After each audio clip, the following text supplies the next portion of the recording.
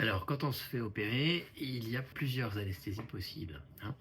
Soit on opte pour une anesthésie locale, donc à ce moment-là, on est réveillé pendant l'opération, mais il n'y a pas besoin d'être à jeun, on n'a pas besoin d'être hospitalisé, et il n'y a pas besoin de voir d'anesthésiste. C'est la solution la plus légère, d'accord? À l'inverse, il est possible d'avoir une anesthésie générale, donc à ce moment-là, on est complètement endormi, hein, et il faut avoir vu un anesthésiste avant, il faut être hospitalisé et il faut passer une demi-journée à la clinique en étant bien à jeun le jour de l'opération. Donc c'est un petit peu plus lourd à organiser. Et il existe un troisième type d'anesthésie qui est intermédiaire entre les deux, on le verra plus tard. En ce qui concerne le premier type d'anesthésie, donc l'anesthésie locale, le principe, il est simple. On fait 3 piqûres par dent pour anesthésier l'endroit qu'on va opérer. Ce qui fait que forcément, au moment de la piqûre, on sent inévitablement la piqûre. Mais après, il n'y a absolument plus de douleur. On sent que ça force, mais ça ne fait pas mal, hein.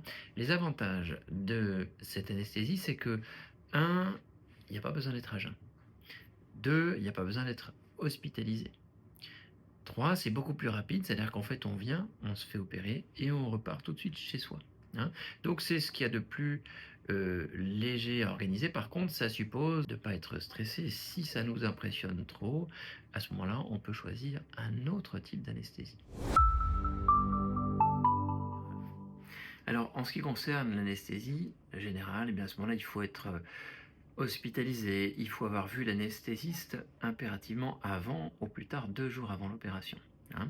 Ça, c'est la première chose. La deuxième chose, c'est qu'on est hospitalisé, donc il faut bien venir à jeun le jour de l'opération avec sa radiographie. Le jour de l'opération, on va vous donner une tenue pour vous changer, pour pouvoir rentrer dans le bloc opératoire, et on va vous donner une chambre pour que vous puissiez mettre vos affaires après l'opération. Vous allez donc rentrer dans le bloc opératoire, il faudra mettre une perfusion dans le bras pour pouvoir vous endormir avec un anesthésiste.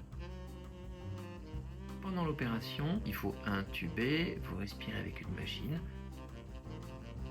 Les avantages de l'anesthésie générale, c'est qu'on se rend compte de rien, on est complètement endormi.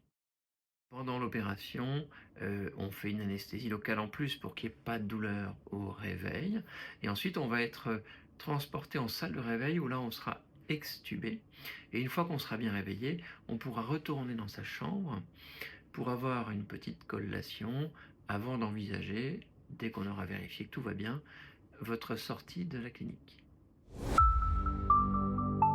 Alors il existe une troisième anesthésie qu'on peut vous proposer, qui est une anesthésie intermédiaire entre les deux. En fait, le principe, il est simple. On voit un anesthésiste, on est hospitalisé, mais par contre, dans la perfusion, on va mettre uniquement la moitié de la dose. Ce qui fait que du coup, au lieu de s'endormir complètement jusqu'à ce que la respiration s'arrête, là, la respiration ne s'arrête pas. On ronfle, on peut se parler pendant l'opération, mais vous n'avez aucun souvenir. Donc, je fais l'anesthésie locale, je vous opère, vous êtes un petit peu dans les vapes. Une fois l'opération terminée, là, il n'y a pas d'extubation en salle de réveil. On retourne plus vite dans sa chambre, on est réalimenté plus rapidement et on sort plus rapidement. Évidemment, comme on a eu moins de produits, hein, on est moins vaseux qu'après une anesthésie générale.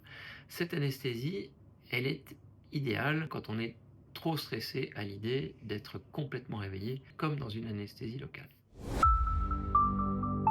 Alors, en résumé, il y a donc 3 types d'anesthésie. L'anesthésie locale, où là on est complètement réveillé, il ne faut pas être à jeun, et on repart tout de suite après l'opération. À l'inverse, il y a l'anesthésie générale, où il faut être complètement à jeun, avoir vu l'anesthésiste, et passer une demi-journée à la clinique. On est intubé, puis extubé, puis en salle de réveil, puis on retourne dans sa chambre.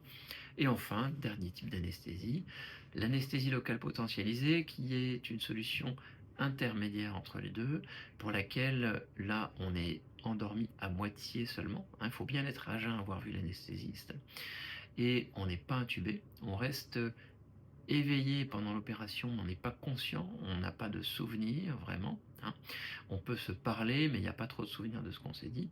Et vous repassez par la salle de réveil, mais il n'y a pas d'extubation. On remange très rapidement et on sort très rapidement. C'est une bonne solution pour les patients qui sont coopérants, à condition que le chirurgien soit d'accord pour vous la proposer après avoir vu la radiographie en consultation.